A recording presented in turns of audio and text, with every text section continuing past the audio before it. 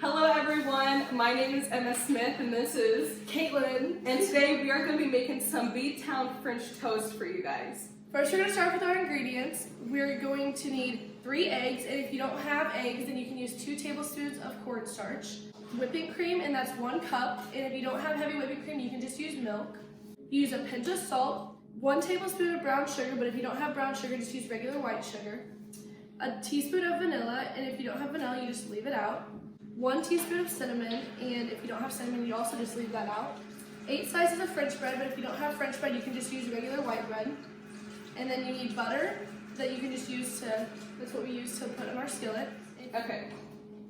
So basically what you just need to do is just add all your ingredients into a shallow pan, and then you're going to mix it, and then we're going to dip our toast in it. So I'm going to go ahead and do that. Be very careful. Sugar, pinch of salt, some vanilla, we got our eggs.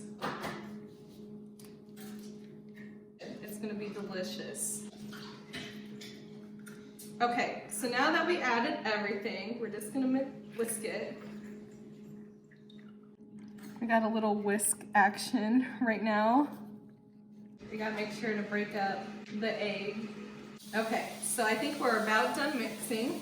And so now what we're gonna do is we're gonna take our French bread, and you can either cut it in diagonal or straight. I did straight.